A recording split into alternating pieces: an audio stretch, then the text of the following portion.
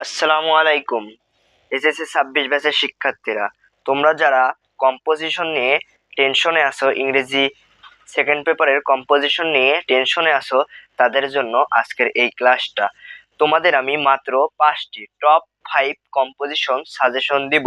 ইনশাল্লাহ এই 5টি বা টপ 5, এই 5টি কম্পোজিশনের মধ্যেই তোমরা কমন পেয়ে যাবে। আসো আমরা এই টপ 5 কম্পোজিশন সাজেশন দেখে নিই। টপ 5 এর প্রথম নাম্বার আমি রেখেছি এম ইন লাইফ। অনেক important composition, aim in life. ইনশাল্লাহ অনেক বোর্ডে আসবে, এসএসসি 26 ব্যাচের শিক্ষার্থীরা অনেক বোর্ডে আসবে। 2 নম্বরে আমি যেটি রেখেছি a journey by train, boat অথবা বাস। এই journey by train, bus, boat এই কম্পোজিশনটা অনেক ইম্পর্টেন্ট এবং অনেক বোর্ডে কিন্তু আসবে।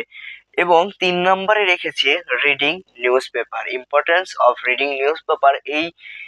এই কম্পোজিশনটা আরো ইম্পর্টেন্ট, অনেক বোর্ডে বিগত সালে আসছে। ইনশাল্লাহ এসএসসি 26 ব্যাচ, এসএসসি 26 পরীক্ষাতেও আসবে। এরপরে 4 নম্বরে যেটি আমি রেখেছি ডিউটিস অফ এ স্টুডেন্ট অথবা তোমার ফেভারিট হবি, ওর ফেভারিট হবি। এই দুই এই এইটা এইটা অনেক বোর্ডে আসছে। ডিউটিস অফ এ স্টুডেন্ট অথবা এই দুইটার মধ্যে যে কোনো একটা পড়লেই কিন্তু দুইটাই প্রায় সেম ক্যাটাগরির হয়ে যায়। এবং 5 নাম্বার ট্রি প্লান্টেশন অনেক বোর্ডে আসছে। ইনশাল্লাহ অনেক বোর্ডে আসবে, অনেক ইম্পর্টেন্ট। এই 5টা কম্পোজিশন তুমি যদি পড়তে পারো, ভালোভাবে করতে পারো, ইনশাল্লাহ তোমার বোর্ডে তুমি কমন পেয়ে যাবে। সকল বোর্ডের জন্য এই সাজেশন।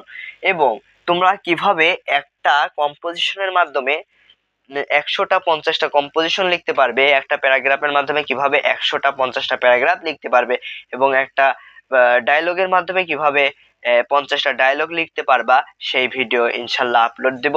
তোমরা সবাই এই জন্য আসিফ একাডেমি এই চ্যানেলটা সাবস্ক্রাইব করে দাও।